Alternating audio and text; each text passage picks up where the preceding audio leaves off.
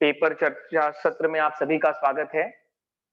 जैसा कि हम अपना अभ्यासक्रम पूरा कर चुके हैं और अब हम बोर्ड के प्रश्न पत्र पर चर्चा कर रहे हैं कि बोर्ड में प्रत्येक प्रश्न किस प्रकार से आता है, उसका भारांश क्या होता है और आपको किस प्रकार से उसे हल करना है। तो आज के हमारे चर्चा सत्र में हम बोर्ड के परीक्षा प्रश्न पत्र का क्वेश्चन नंबर 5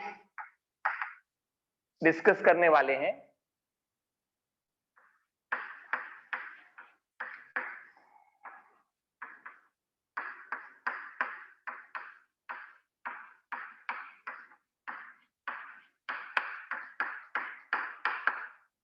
तो जैसा कि आप सभी को पहले से भी पता है, ये दूसरा सेशन हमारा चल रहा है पेपर डिस्कशन का। तो इस चर्चा सत्र में जो क्वेश्चन नंबर 5 है, ये आपके प्रश्न पत्र का अंतिम प्रश्न होगा, जिसका भारांश 3 अंक रखा गया है और इसमें आपको कुल 2 उप प्रश्न मिलेंगे और आपको उन 2 उप प्रश्नों में से कोई एक प्रश्न हल करना है। तो क्वेश्चन नंबर 5,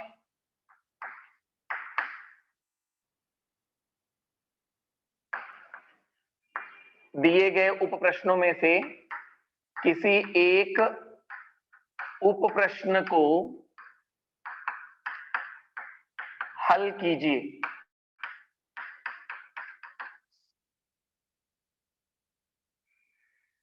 घटक में से क्या निकाला गया है, क्या पोर्शन में कम किया गया है, इन सभी से आप सभी परिचित हो। तो यहां पर ज्यादा जो संभावना बनेगी बेटा, सबसे ज्यादा इस बार एक प्रश्न आ सकता है, शायद हो सके तो रचना से, नहीं तो जो त्रिकोणमिति का आपको सिद्ध करने वाला प्रश्न है वो आप यहां पर पाएंगे। निर्देशांक भूमिति से निर्देशांकों के आधार पर बिंदुओं के बीच की दूरी या फिर कोई भी भूमितीय गुणधर्म, जैसे कि सिद्ध करो ये समद्विबाहु त्रिभुज होगा या किसी एक शीर्ष बिंदु समद्विबाहु कह सकता है, समबाहु कह सकता है, या दूरी के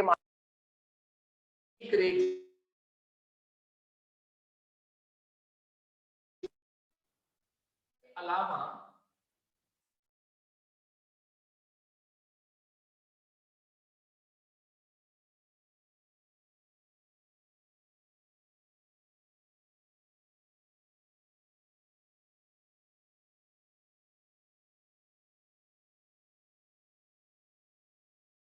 और संकल्पना पर आधारित प्रश्न इसमें पूछे जा सकते हैं। अंतिम सत्र में भी हमने क्वेश्चन 5 के ऊपर चर्चा की हुई थी। चलिए आज वहीं से फिर से स्टार्ट करते हैं। तो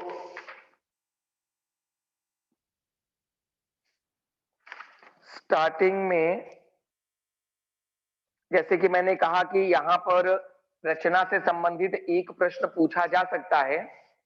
तो आपका पहला प्रश्न कुछ इस तरह से होगा, अगर रचना से आया तो, कि 3.2 सेंटीमीटर त्रिज्या वाले वृत्त के केंद्र से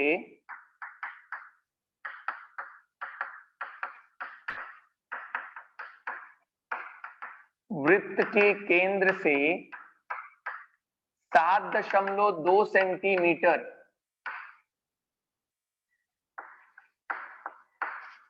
दूरी पर स्थित बिंदु B से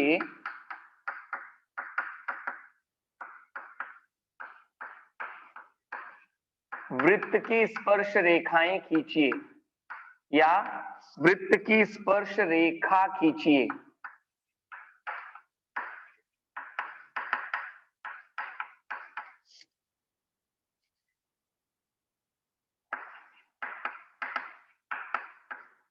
चलिए, रचना से अगर ये प्रश्न आया तो आप इसे कैसे हल करेंगे।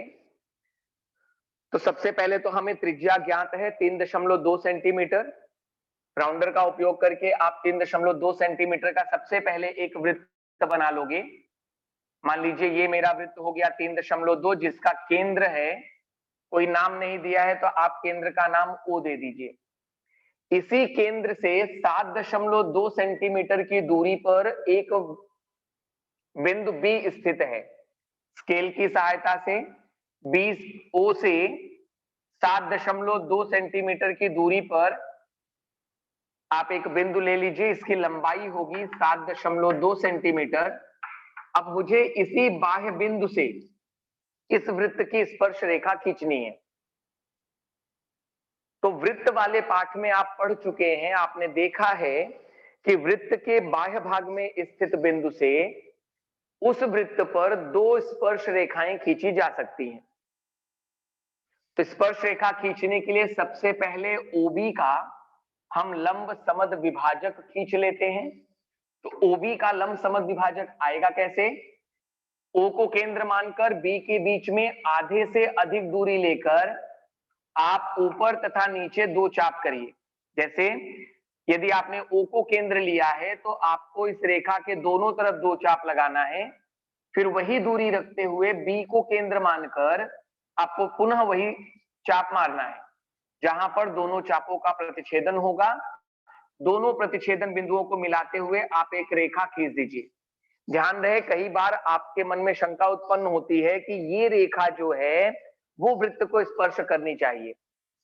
तो इसके लिए कोई निश्चित सीमा नहीं है।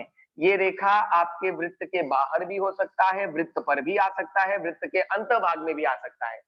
मुझे इस रेखा से कुछ लेना देना नहीं है। ये केवल और केवल इस OB का लंब समद विभाजक होगा, जिससे आपको एक केंद्र यहां पर प्रतिच्छेदन बिंदु मिलेगा। इस बिंदु को केंद्र मानकर, या तो आप मान लीजिए अगर आपने इसे E लिया है तो EO और EB दोनों की दूरी समान होगी, दोनों की लंबाई समान होगी। तो किसी भी लंबाई को त्रिज्या मानकर और E को केंद्र रखते हुए आप एक दूसरा वृत्त बनाइए जो आपके इस पुराने वाले वृत्त को दो बिंदु पर काटेगा। जहां पर भी इस नए वृत्त ने आपके वृत्त को प्रतिच्छेदित किया है, उन प्रतिच्छेदन बिंदुओं को बिंदु B से मिलाते हुए आप एक सीधी रेखा खींच दीजिए। यही आपके स्पर्श रेखा की रचना होगी। ये दोनों, इसे एक बिंदु को ले लिया A, दूसरे को C, तो AB तथा CB ये इस वृत्त पर खींचे गए स्पर्श रेखा खंड या स्पर्श रेखाएं होंगी। अब इसमें एक प्रश्न और जोड़ा जा सकता है, यदि कि दोनों स्पर्श रेखाओं की या स्पर्श रेखाओं के बारे में निरीक्षण लिखिए, तो आपका निरीक्षण क्या होगा कि गुणधर्म कहता है बाह्य बिंदु से खींचे गए स्पर्श रेखा खंड सर्वांगसम होंगे। तो आप दोनों की लंबाई मापिए और दोनों की लंबाई माप करके नीचे लिख दीजिए।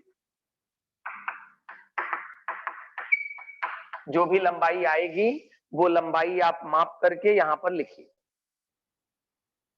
ठीक, तो ये हुआ आपके त्रिभुजों की या रचना पाठ से 3 अंक के लिए किस प्रकार का प्रश्न आ सकता है, तो उसमें इस प्रकार के प्रश्नों की संभावना ज्यादा रहती है। इसके अलावा एक और प्रकार का प्रश्न रहेगा इसी में कि जैसे यहां पर त्रिज्या दी हुई है, आपको वहां पर भी त्रिज्या दी रहेगी, साथ ही साथ आपको एक जीवा की लंबाई दी जाएगी और उस जीवा के दोनों अंत बिंदुओं पर आपको स्पर्श रेखा खींचने के लिए कहा जा सकता है।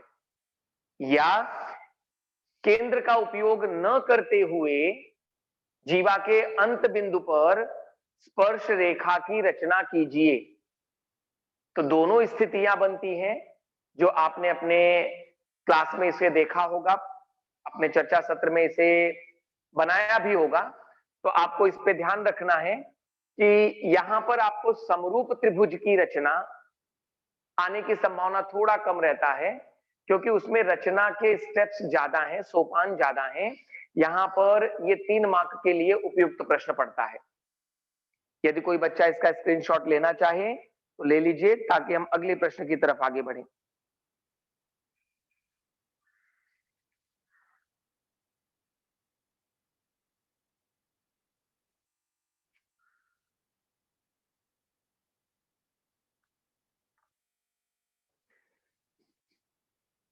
चलिए दूसरा प्रश्न इसमें देखते हैं।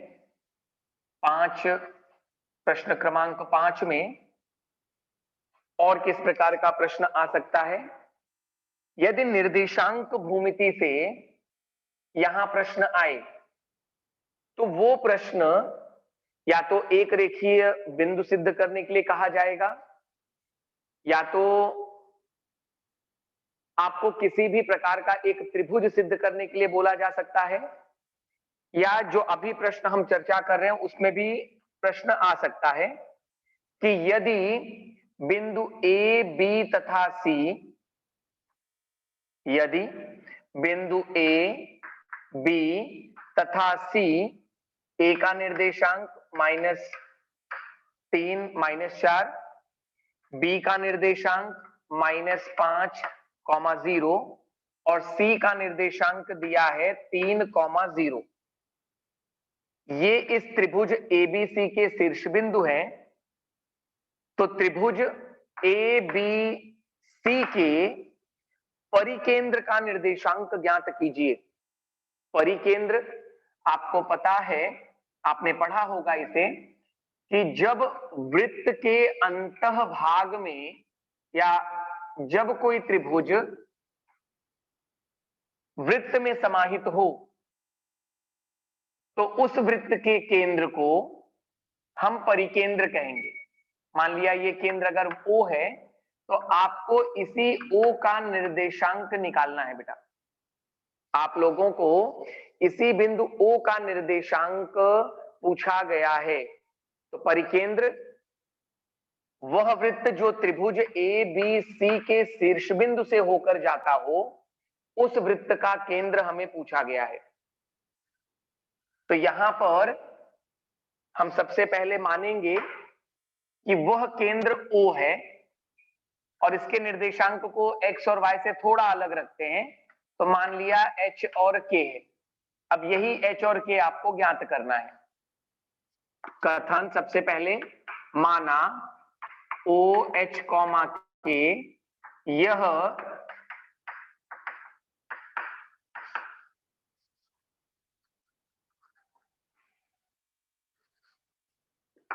परिकेंद्र है।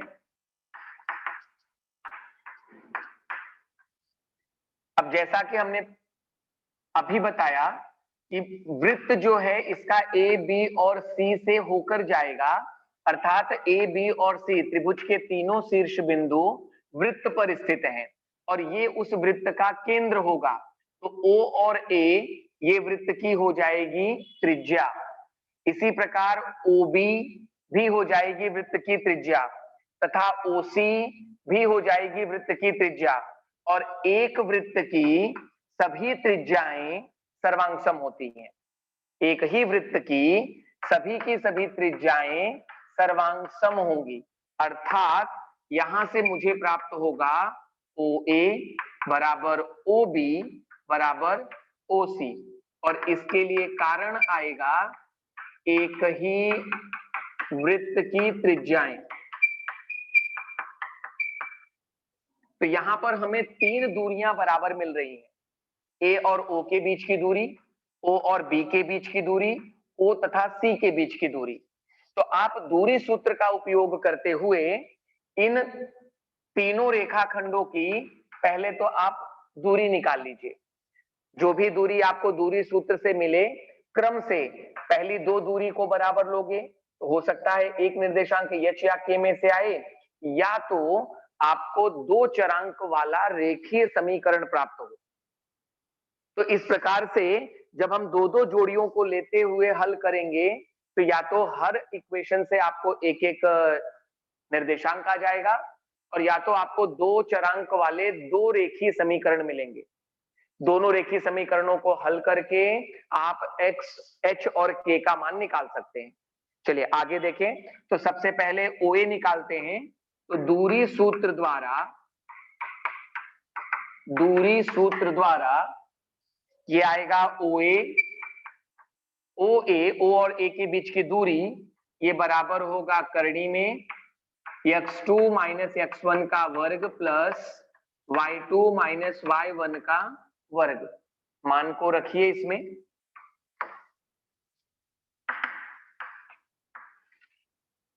तो पहले हम ले रहे हैं O और A।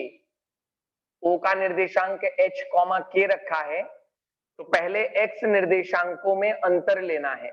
तो h माइनस और माइनस के बाद अगर आप -3 रखते हो तो ये हो जाएगा h प्लस 3 का वर्ग प्लस k और फिर से माइनस है तो ये हो जाएगा k प्लस 4 का वर्ग। OA आ गया। कथन नंबर 2 डालकर इसे ऐसे ही रख दीजिए, अभी खोलने की जरूरत आपको नहीं है। अब निकाल लीजिए OB। पुनः दूरी सूत्र द्वारा लिखने की जरूरत नहीं है, आप एक बार सूत्र को लिखते हुए क्रम से तीनों दूरियां निकाल सकते हो। तो OB का मान होगा h माइनस 5 है जो कि हो जाएगा +5 सूत्र में रखने के बाद, और k माइनस 0 का वर्ग। y निर्देशांक है k माइनस 0 का वर्ग। इसी प्रकार आएगा OC। तो OC का मान होगा h माइनस 3 का वर्ग प्लस k माइनस 0 का वर्ग। सूत्र ध्यान रखें, दूरी सूत्र जो है वर्गमूल के अंदर क्रमशः x और y निर्देशांकों के अंतर के वर्गों का योगफल होता है। बीच में योगफल आएगा, x के दोनों निर्देशांक बिंदुओं के दोनों निर्देशांक आप घटाओगे और वर्ग लोगे, उसी प्रकार y के दोनों निर्देशांक को घटाकर वर्ग लोगे, आपको तीनों की दूरियां निकालनी है। अब क्रम से कथन 1 का उपयोग करते हुए, चूंकि यहां दिया है OA बराबर है OB के, तो OA का वर्ग बराबर होगा OB का वर्ग भी। दोनों पक्ष बराबर हैं, तो आप कोई भी समान संक्रिया जब करोगे तो वो दोनों तरफ बराबर होगी। जैसे ही हम वर्ग में OA का मान रखते हैं, अगर आपको ये थोड़ा सा अंतर लगता हो, डिफिकल्ट लगता हो, तो आप खाली OA बराबर OB लिखिए। OA का जब मान रखोगे तो वर्गमूल वाला ये मान आएगा, करनी में h प्लस 3 का वर्ग k प्लस 4 का वर्ग बराबर OB का मान है h प्लस 5 का वर्ग और k माइनस 0 का वर्ग। तो k माइनस 0 मतलब k और k का वर्ग होगा, तो केवल k वर्ग लिखिए। दोनों पक्षों से वर्गमूल हटाने पर, या दोनों पक्षों का वर्गमूल हटेगा कैसे, जब आप उसकी विपरीत संक्रिया करोगे, तो दोनों पक्षों का वर्ग लेने पर आप लिख सकते हो, या तो अपनी क्षमता के आधार पर, जैसे कि हमें समझ है कि भाई दोनों तरफ से समान प्रक्रिया की जा सकती है, तो वर्गमूल दोनों तरफ से हट जाएगा। h प्लस 3 का वर्ग k प्लस 4 का वर्ग बराबर h प्लस 5 का वर्ग और ये होगा k का वर्ग। वर्गों को क्रम से खोल दीजिए, तो पहले पद का वर्ग धन 2 गुणे पहला पद गुणे दूसरा पद, तो 3 दूना हो जाएगा 6h धन 9। फिर इसी प्रकार k का वर्ग 2 चौक 8 के 16, दूसरे तरफ का भी वर्ग खोलिए, h का वर्ग 10h धन 25 धन k का वर्ग। बराबर के विपरीत ओर देख लीजिए, जो समान मान हो वो कट जाएंगे। यहाँ पे देखिए 16 और ये 9, ये भी 25 हो रहा है और उस तरफ भी प्लस 25 है, वो भी चला जाएगा। दो मान यहाँ बच रहा है 6h धन 8k और वहां पर बच रहा है 10h। मैंने जैसा कि कहा था कि जब आप ये लेकर हल करोगे तो हो सकता है कि आपको कई बार एक ही से एक चरांक निर्देशांक आ जाता है, नहीं आएगा तो आपको 2 चरांक वाले समीकरण मिलेंगे।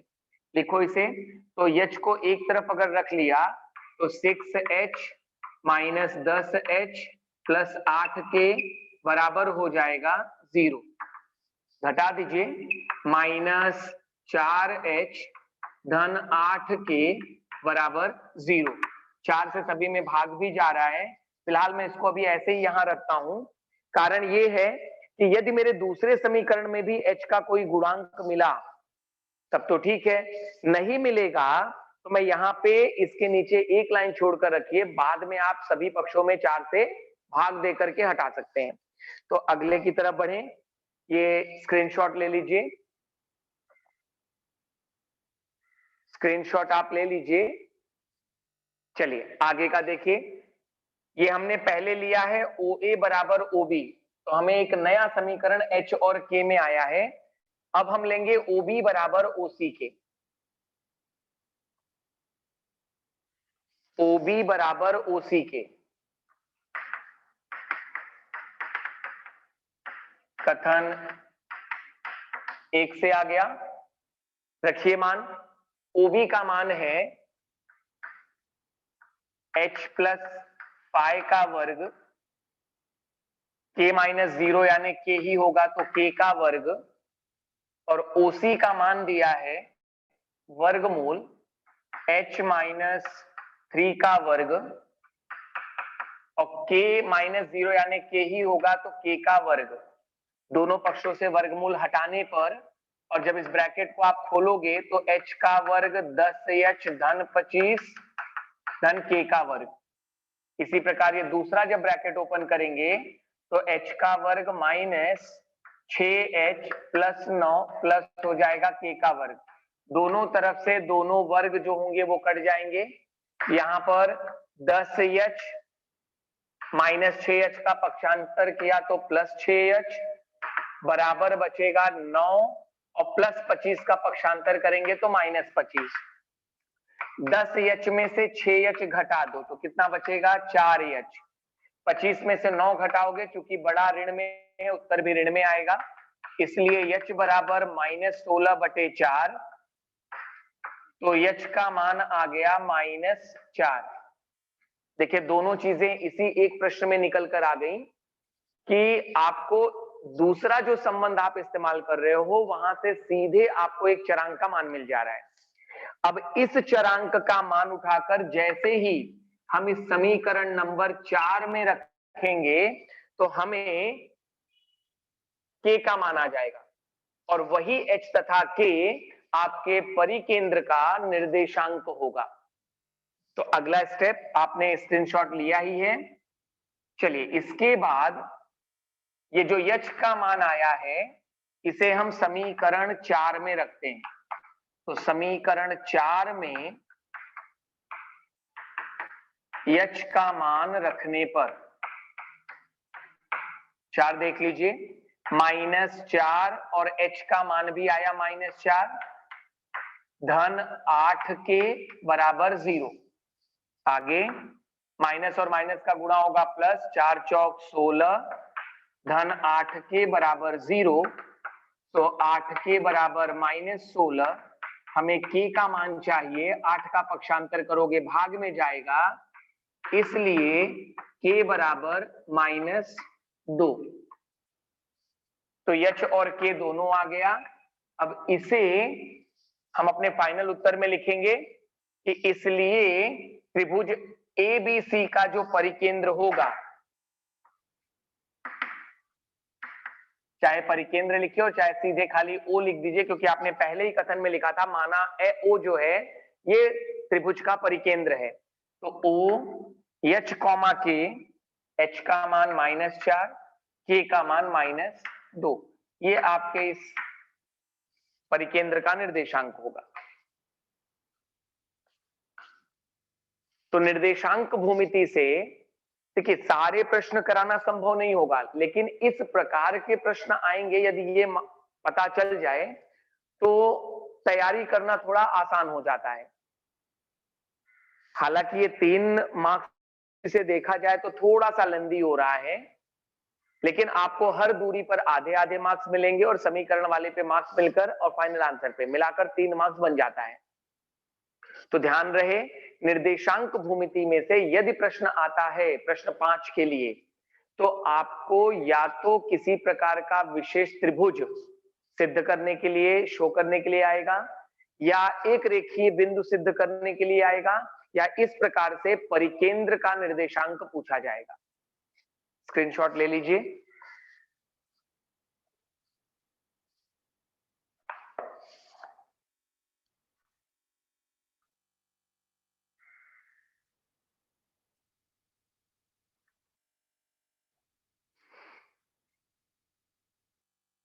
चलिए एक बार देखते हैं कि त्रिकोणमिति में से किस प्रकार के प्रश्न आ सकते हैं।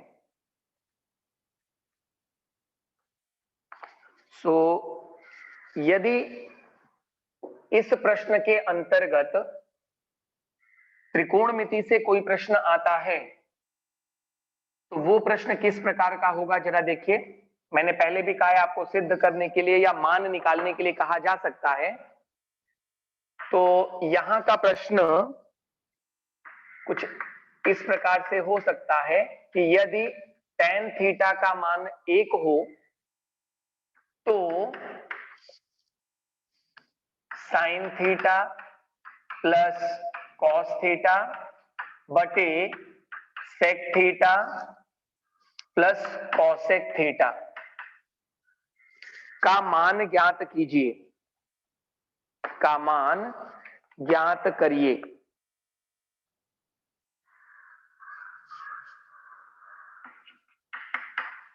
का मान ज्ञात कीजिए। त्रिकोणमिति में एक अनुपात का मान हमें दिया गया है, tan थीटा बराबर 1, और मानक कोणों के सारणी में टेबल में आपने देखा है ये जो 1 है ये मानक कोण का मान है। कौन से कोण का मान है? यदि थीटा 45 रखा जाए तो मुझे tan का मान 1 आता है, तो यहां से मुझे थीटा का मान आ गया। ठीक, अब इसी थीटा का मान हम यहां पर सभी में रख करके इस अनुपात का मान बता देंगे। एक तरीका तो ये हुआ। अब मान लीजिए मानक कोण आपके मस्तिष्क में आया ही नहीं, दिमाग में नहीं आया, तो आप समकोण त्रिभुज में कोई न्यून कोण थीटा लेकर के इस अनुपात में जितने त्रिकोणमितीय अनुपात दिख रहे हैं वहां से उनका मान निकालिए, इसमें रख दीजिए, तो आपको पूरे अनुपात का मान आ जाएगा। वो भी नहीं आ रहा है तो आप सर्व समीका का उपयोग करिए। जैसे sec square theta minus tan square theta बराबर होता है 1, पहली सर्व समीका है। tan थीटा का मान आपके पास दिया गया है तो यहां से मुझे sec थीटा का मान आ गया। sec बराबर 1 बटे cos थीटा, तो मुझे cos का मान आ गया। sin square theta plus cos square theta बराबर 1, तो मुझे sin का मान आ जाएगा। sin थीटा बराबर 1 बटे cosec थीटा, तो cosec थीटा का मान आ गया। तो आपके पास कुल 3 तरीके हैं, तीनों में से जो तरीका आपको सुगम लगता हो उसका उपयोग करके आप इस प्रश्न को हल कर सकते हैं। परंतु इसमें सबसे आसान प्रश्न यही होगा आपका, यानी तरीका जो है कि आप थीटा का मान यदि मानक कोण हो तो हमें पता है कि tan में एक जो है ये tan 45 का मान होता है, tan 45 का मान होता है। थीटा बराबर हो जाएगा 45, कोण का मान आ गया। अब इसी मान को रखते हुए सारे त्रिकोणमितीय मान चाहे आप अलग अलग निकालें और चाहे तो अनुपात में ही रख दीजिए। तो अब हम अपना अनुपात ले लेते हैं, sin theta plus cos theta बटे sec theta plus cosec theta. मान रखिए तो यहां पे रहेगा sin थीटा का मान मिला हमें 45, cos थीटा का मान मिला 45 बटे sec थीटा का मान है 45 और cosec थीटा का मान है 45। सबका मान रखिए। sin 45 होता है 1 बटे करणी में 2, cos 45 भी वही होता है।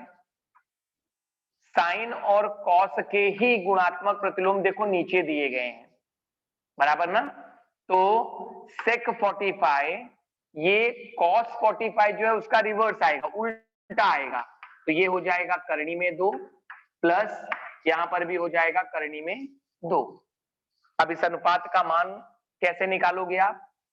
क्योंकि अंश में दोनों के हर समान हैं, अंश में दोनों के हर समान हैं, तो अंश आपस में जोड़े जा सकते हैं। 1 प्लस 1 ये हो जाएगा 2 पूरे का बटे करणी 2, और नीचे हर में 1 करनी 2 धन 1 करनी 2, ये हो जाएगा 2 करनी 2। अंश या हर में आसान सा तरीका जैसे हम बताते हैं जब, तो अंश या हर में कहीं भी बेटा अगर हर है, यदि अंश में हर है तो आप उस हर को सीधे नीचे लेकर नीचे वाले हर के साथ गुणा कर दीजिए, और यदि आपके हर में आता है तो उस हर को उठाकर आप अंश में लेके सीधा गुणा कर सकते हैं। तो यहाँ पर मेरा सरलतम जो स्वरूप है वो हो जाएगा 2, जो ऊपर बटे 2 है वो नीचे आकर 2 करनी 2 में गुणा हो जाएगा। अब ये 2 से 2 कट गया, एक समान करणियों का जब भी गुणा करोगे तो उत्तर बिना करनी का आएगा। इतना न याद रह सके तो करनी के अंदर चूंकि समान करणियां है तो 2 दूना हो जाएगा 4, और 4 का वर्गमूल होता है 2। ठीक, तो ये आएगा आपका इस अनुपात का मान, इस अनुपात का मान। देखना हो तो स्क्रीनशॉट ले लीजिए इसका। प्रश्न के प्रकार पर ध्यान रखिए, 3 अंकों के लिए किस प्रकार का प्रश्न त्रिकोणमिति से पूछा जाएगा, तो जो मान निकालने वाले पर आधारित होगा या जो सिद्ध करने में हो, कम स्टेप में हो, वो प्रश्न आपको यहां पर पूछे जाएंगे।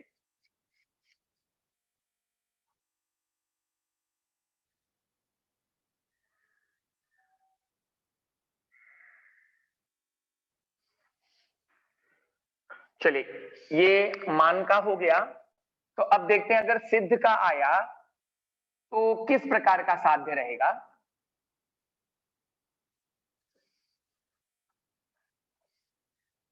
प्रश्न, सिद्ध करो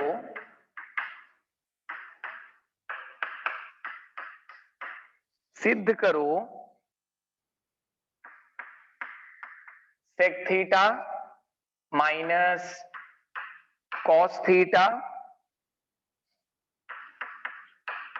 cot theta plus tan theta, ये बराबर होगा tan theta into sec theta, tan theta into sec theta. मान लीजिए अगर सिद्ध में प्रश्न पूछा और ये आया 3 मार्क के लिए, 3 अंकों के लिए, तो आपको सिद्ध कैसे करना है। हालांकि ये सारी चीजें आप पहले भी ऑनलाइन क्लास में देख चुके हो, ठीक, तो यहां पे एक तरह से आप रिवीजन भी ले सकते हैं, इससे आपके सूत्र का भी रिवीजन हो जाता है, घटक भी पता चल जाते हैं और पाठ के बारे में समुचित जानकारी मिल जाती है। अब यदि साध्य करने के लिए आया तो जैसे कि पहले भी हम इसके बारे में चर्चा कर चुके हैं कि बाएं पक्ष को लेकर हम दाहिना पक्ष निकालने का प्रयास करते हैं, लाने का प्रयास करते हैं, वही साध्य होगा। ठीक, तो हम पहले स्टार्ट करते हैं अपने बाएं पक्ष से।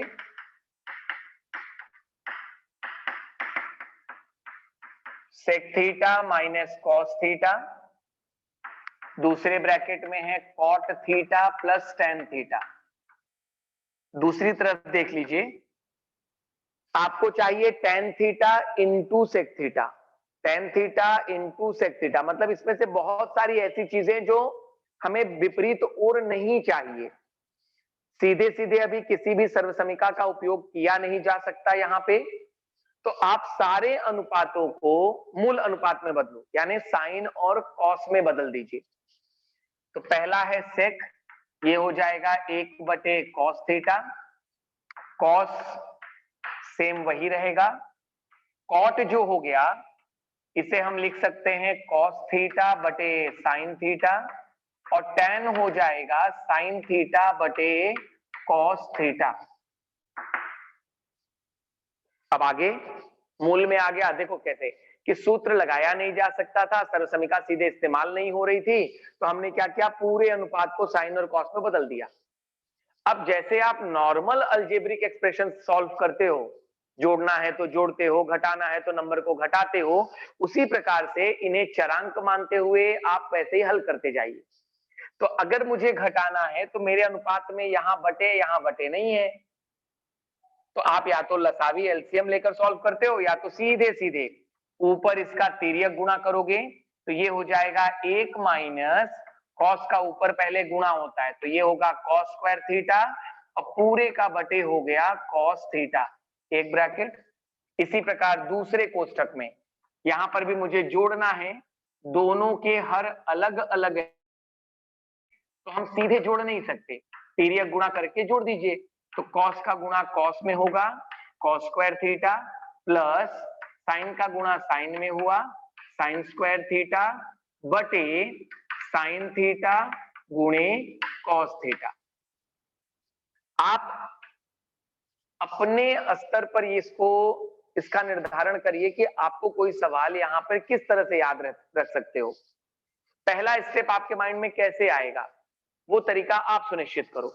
आगे अब क्या कर सकते हैं, मुझे ये सीधे सीधे तो वहां चाहिए नहीं, तो जहां पर भी सर्वसमीका संभव हो, कोई सूत्र लग रहा हो, अब आप उसे लगा दीजिए।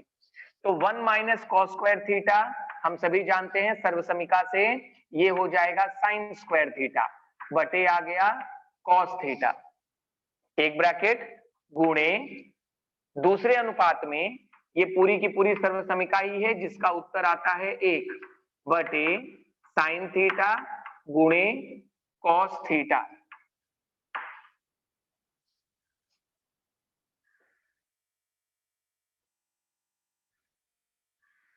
ठीक, आंसर में हमें चाहिए tan थीटा, तो एक साइन के साथ कैंसिल हो जाएगा, के साथ वो कैंसिल हो जाएगा। साइन थीटा बटे कॉस थीटा गुणे कॉस थीटा, नीचे देखो 2 कॉस थीटा है। ठीक, मुझे चाहिए tan, tan क्या होता है साइन बटे कॉस, अर्थात बटे का एक कॉस इस साइन के साथ रखने पर मिलेगा मुझे tan, और गुणे है, प्लस माइनस तो है नहीं, तो मैं यहां पर इस हर को अलग अलग करके इस प्रकार से लिख सकता हूं, साइन थीटा बटे कॉस थीटा गुणे 1 बटे कॉस थीटा। देखो बात वही हुई जो इसके पहले वाले स्टेप में थी। अभी भी यदि मैं इसको हल करूं तो अंश का गुणा अंश में, हर का गुणा हर में, तो मुझे उत्तर यही आएगा, साइन बटे कॉस हो गया tan थीटा, और 1 बटे कॉस होता है सेक थीटा, ये बराबर है दाहिना पक्ष यानी दायां पक्ष। तो इस प्रकार हमारा ये सवाल हल हो गया। तो त्रिकोणमिति से 2 प्रकार के प्रश्नों की संभावना बनती है, एक या तो इस प्रकार का कोई छोटा सा प्रूफ दे सकता है, साध्य दे सकता है, और या तो जैसे आपने पहला प्रश्न देखा जिसमें कि आपको एक त्रिकोणमितीय अनुपात देकर उससे संबंधित अनुपात का मान पूछा जा सकता है, तो आप उस तरीके से प्रश्नों को का चयन कर सकते हैं। स्क्रीनशॉट ले लीजिए।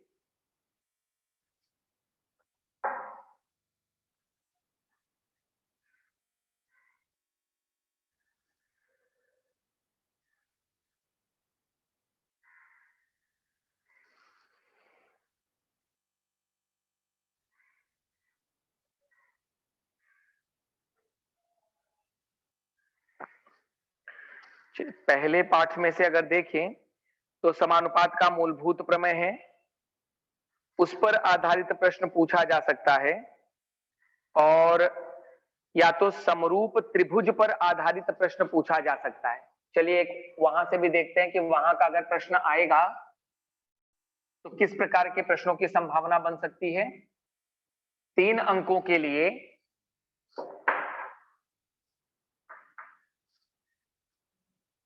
समरूपता से कि 2 समरूप त्रिभुज, प्रश्न देखिएगा, 2 समरूप त्रिभुज हैं,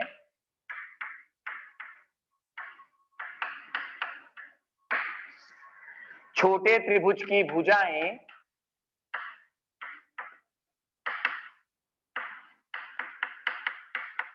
क्रमशः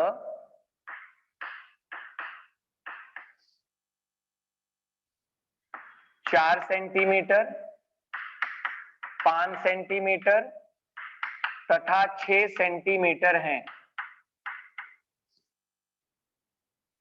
बड़े त्रिभुज की परिमिति 90 सेंटीमीटर है, बड़े त्रिभुज की परिमिति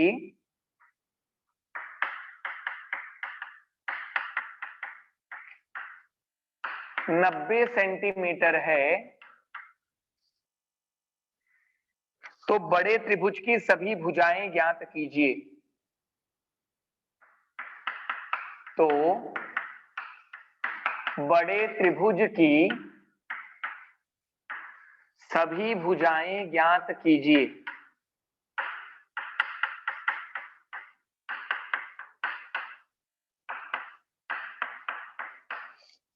समरूपता से त्रिभुज हमें समरूप दिया गया है, ठीक, आकृति नहीं है, लेकिन ये बता दिया है कि एक त्रिभुज छोटा है जिसकी 3 भुजाएं क्रमशः ये हैं और बड़े वाले त्रिभुज की परिमिति है। तो अब इसमें आपको दो चीजें पता है, पहले की दोनों त्रिभुज समरूप हैं और बड़े त्रिभुज की परिमिति।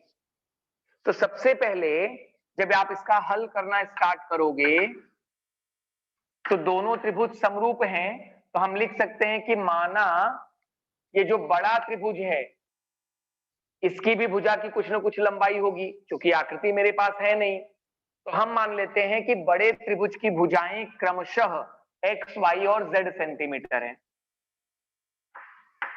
कि बड़े त्रिभुज की भुजाएं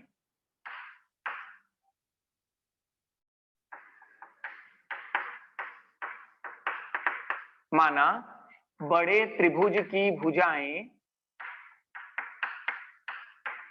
क्रमशः x सेंटीमीटर, y सेंटीमीटर तथा z सेंटीमीटर हैं। आप यहां पे चाहिए तो एक चीज और स्पेसिफाई कर सकते हैं, क्योंकि दोनों के दोनों त्रिभुज जो है वो समरूप हैं, तो हम लिख देते हैं माना बड़े त्रिभुज की संगत भुजाएं। बेटा त्रिभुज की संगत भुजा लिख दो। तो अब ये क्वेश्चन नहीं आएगा कि भाई कैसे पता चला 4 के नीचे x ही रहेगा, y के नीचे, संगत वर्ड लगा दिया ना, समरूप है।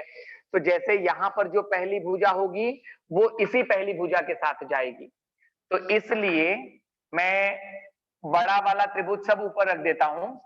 तो x बटे 4 बराबर y बटे 5 बराबर z बटे 6। बड़े त्रिभुज की भुजा, छोटे त्रिभुज की भुजा, चूंकि दोनों के दोनों त्रिभुज समरूप हैं, दोनों के दोनों त्रिभुज समरूप हैं, तो समरूप त्रिभुजों की संगत भुजाएं समान अनुपात में होती हैं। ये कारण आ गया समरूप त्रिभुजों की संगत भुजाएं, समरूप त्रिभुजों की संगत भुजाएं। चलिए अब यहां पे और कोई अनुपात तो दिया ही नहीं है, क्योंकि हमें यदि x, y या z में से कुछ भी निकालना हो तो कम से कम एक अनुपात तो होना चाहिए। अनुपात नहीं है, लेकिन उसके स्थान पर आपको परिमिति दी गई है। आप सोचिए कि परिमिति का यहां पे उपयोग कैसे करोगे आप। तो परिमिति यानी तीनों भुजाओं का योगफल, और मेरी तीनों भुजाएं जो हैं वो अलग अलग अनुपात में हैं, और यदि मुझे परिमिति इस्तेमाल करनी है तो मुझे इनके बीच में योगफल डालना पड़ेगा। तो अनुपात समानुपात वाला पार्ट जो शायद 9वीं में है ना, तो आपने पढ़ा हुआ है कि किसी भी अनुपात को तुल्यानुपात के सिद्धांत द्वारा आप सीधे जोड़ सकते हैं। तो अब क्या करिए, इसके बाद परंतु तुल्यानुपात लगाने से पहले आप प्रत्येक अनुपात को के मानोगे। कारण जब आप तुल्यानुपात लगाकर जोड़ोगे तो आपको दाहिने पक्ष में जोड़ने पर कोई ना कोई मान आता है। अब यहाँ पे जब चरांक है तो पता ही नहीं चलेगा क्या मिलेगा, तो हम पहले रख देते हैं कि प्रत्येक अनुपात के है। अब इसी में आप तुल्यानुपात का सिद्धांत लगाइए। तो तुल्यानुपात सिद्धांत द्वारा सभी अनुपातों का अंत आपस में जुड़ेगा, हर आपस में जुड़ जाएगा। तो ये हो जाएगा x plus Y plus Z बटे 4 धन 5 धन 6, और ये बराबर आएगा k। ठीक, अगला देखिए। अब बड़े त्रिभुज की परिमिति 90 सेंटीमीटर, परिमिति तीनों भुजाओं का योगफल, यही हुआ ना परिमिति, तीनों भुजाओं का योगफल। इसकी जगह पे लिख सकते हैं 90। अब 6 4 10 और 5 हो गया 15, 15 छक्का 90, 15 से कट भी रहा है, तो के बराबर आ गया मुझे 6/1 लिखता हूं। क्योंकि ये प्रत्येक अनुपात माना है मैंने, इसलिए इसका मान अभी मैं अनुपात में ही रहने दूंगा। ठीक, चलिए अब क्रम से x/4 बराबर के होगा और k का मान मिल गया है मुझे, तो यहां से मुझे x का मान मिल जाएगा। तिर्यक गुणा करिए तो ये हो जाएगा 6 चौक 24 सेंटीमीटर, बड़े त्रिभुज की पहली संगत भुजा। इसी प्रकार y/5 बराबर होगा k, जो मान है 6/1। तिर्यक गुणा करोगे तो 5 6 30, ये बड़े त्रिभुज की दूसरी संगत भुजा। z/6 बराबर 6/1, तिर्यक गुणा करोगे तो z बराबर 6 के हो गया 36 सेंटीमीटर, 36 सेंटीमीटर। तो यहां 3 अंकों के लिए आपको साध्य भी पूछा जा सकता है, इस प्रकार का मान भी निकालने के लिए आ सकता है। समरूपता पर आधारित प्रश्न होगा तो इस प्रकार से रहेगा, या सीधे सीधे आकृति दी रहेगी और आपको कहा जाएगा दोनों आकृतियों को समरूप करिए, किसी एक भुजा का मान निकालिए। समरूप करने पर 2 अंक और वो मान निकालने के लिए 1 अंक आपको दिया जाएगा। टोटल मिला के हो गए 3 अंक। यदि समानुपात के मूलभूत प्रमेय पर आधारित प्रश्न आता है तो इस प्रकार की आकृति होगी जिसमें 2 रेखाएं समांतर हों और तीसरी को आपको समांतर बताना पड़े। पिछली कक्षा में हमने इसे डिस्कस किया भी था, आप पहले इसका स्क्रीनशॉट ले लें तो वो आकृति मैं आपके सामने बना देता हूं।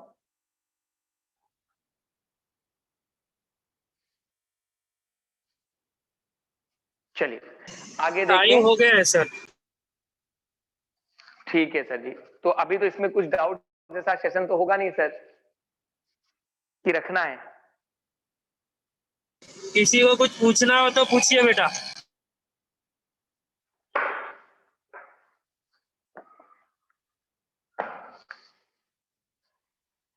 काजल जायसवाल है सर, बोलो काजल बेटा। आपने हैंड रेस किया है बेटा, पूछिए। Good morning sir. Good morning बेटा, बोलो। सर आपने जो दूसरा सवाल बताया ना, उसमें हाँ और बराबर ओसी का मान, तो उसमें h+5 का स्क्वायर था ना सर? h-5 रहा, h हाँ h+5 का स्क्वायर था बेटा, बराबर। हाँ तो सर उसमें आपने 5 का स्क्वायर 10 लिखा था, तो 25 आएगा ना सर? नहीं बेटा, 25 लिखा हुआ था, वो दूसरा पद है। जब आप h+5 का वर्ग ओपन करते हो, देखो यहाँ पे, वहां पे h+5 का वर्ग था ना, h+5 का वर्ग, तो इसमें आप कौन सा सूत्र लगा रहे हो? a+b का वर्ग लगा रहे हो। तो पहले पद का वर्ग h का वर्ग, बीच में क्या आता है? 2 गुणे पहला पद गुणे दूसरा पद और धन दूसरे पद का वर्ग आता है। तो